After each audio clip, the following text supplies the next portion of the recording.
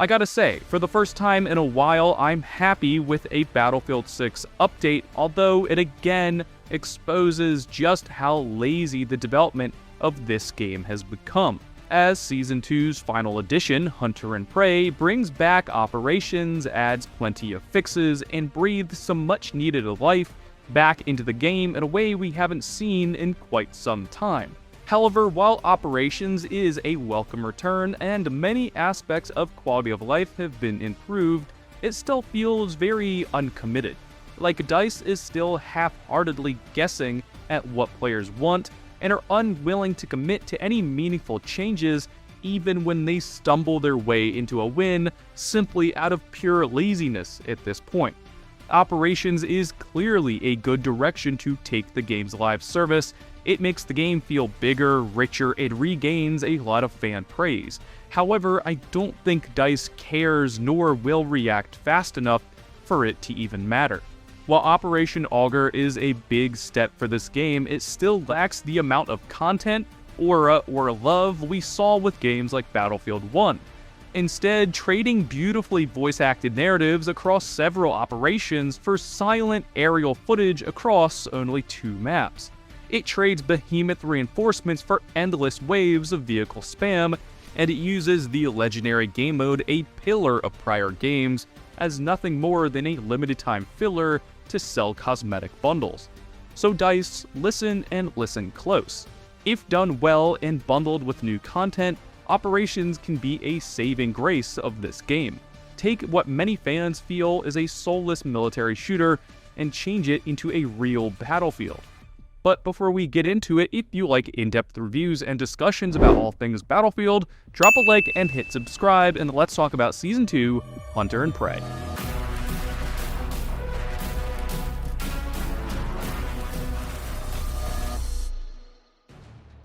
Right off the bat, Hunter and Prey is one of the best updates the game has seen in quite a while, though it doesn't fix everything, with some creators even finding some huge bugs with vehicles in particular.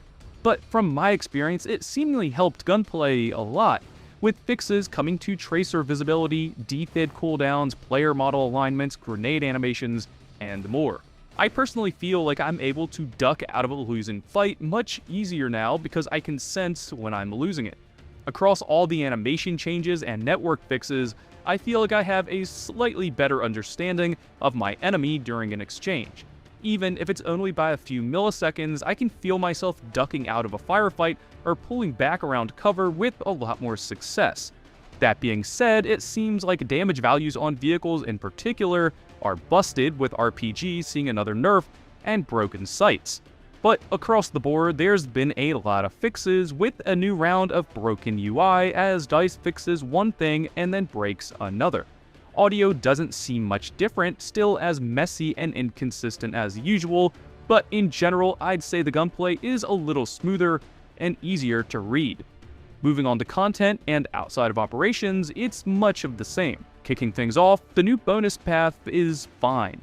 A pretty damn good recon skin, a wild machete if that's your thing, and overall just filler content, with the CZ Scorpion being moved to the challenges in case you missed it. And a really nice free patch for all players to celebrate the life of Vince Zampella.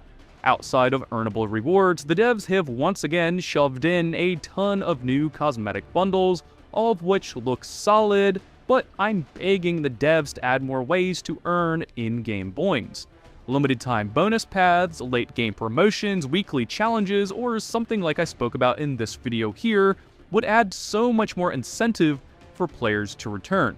Adding new ways to keep hardcore players engaged via challenges for premium currency, plus the ability to buy cosmetics separately from their bundles, would be the most pro-consumer things EA could do. Thus, we all know they won't ever do it, even though games like Apex already do. But moving on to the real heft of this update, Operation Augur isn't perfect. In fact, it's quite disappointing for hardcore fans of Battlefield 1. It lacks all the magic of the voice acting, music, and behemoths of the original, and replaces it with what feels like a fan-made version with very little, if any, in the way of new content. No new vehicles, no behemoths, and only a few new mechanics to mix things up, like the VL7 gas and battlefield pickups. However, the mode does feel bigger and richer than the rest of the game. The game's mechanics do a good job of creating something bigger than the sum of their parts, and player-created moments are ripe for enjoyment. Dense player battle lines, mortars raining down, and VL7 covering your retreat as you don a gas mask all add up to create really exciting moment-to-moment action. However, the real advantage to this mode is how much more we get to see of Contaminated, as this mode takes us from end to end and shows off parts of the map I didn't even know existed. But all that being said, while the mode does shine a light on how fun the game can be, it's a stark reminder of just how lazy and corner-cutting Battlefield Studios has gotten. Operations cannot be a limited time mode. It needs to be a pillar of the game with full voice acting, narrative, and more than just one damn operation. Back in the day, every map had a narrative, every map played into an operation, and every update built upon the game's foundation, resulting in a system of ever-compounding, rich content.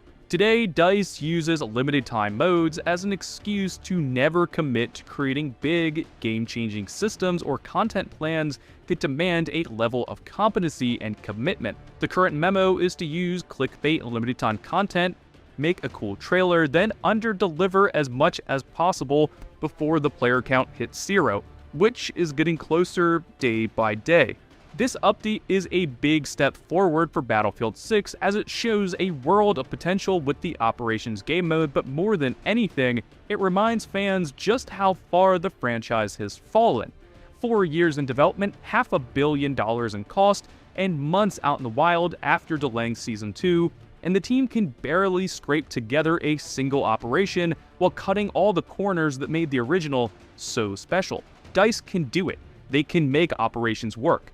They can plan out meaningful content, but they won't. Whether it's sheer laziness, greed, or incompetence, Operation Augur is a beacon of hope, but I'm sure Battlefield Studios either won't care or won't act fast enough to have it matter. Again, just like Nightfall, Operations came out of nowhere, showed a world of potential, and will disappear in short order. Not to mention, Augur doesn't even use the Nightfall mechanic that Hogenthal was specifically built upon.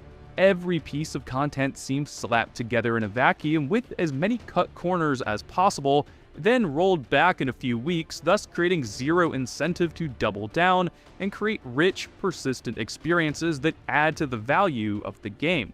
Operation Augur is fun, but it's fun because Battlefield is fun, and currently that's what the devs are banking on as they ask the question, how much content, craft, and depth can we cut before people stop buying our games? And the answer is, every update drives more players away. Instead of building trust in content, every update is a test they fail. Even with the return of Operations, there'll be less people playing next week than there was last week. More players will lose faith, each update being the last time someone gives Battlefield 6 another chance. Battlefield 6 started on the highest high and is determined to find the lowest low. Every update is less impressive, and every time they add something new, it's worse in every way than the original. And this update is the pinnacle of that sentiment. A welcome, fan-favorite game-selling idea squandered by laziness or rushed development. The story of Battlefield 6. But guys, let me know your thoughts about Operations, and for everything else Battlefield, stay tuned and subscribe. And as always, thank you guys for watching.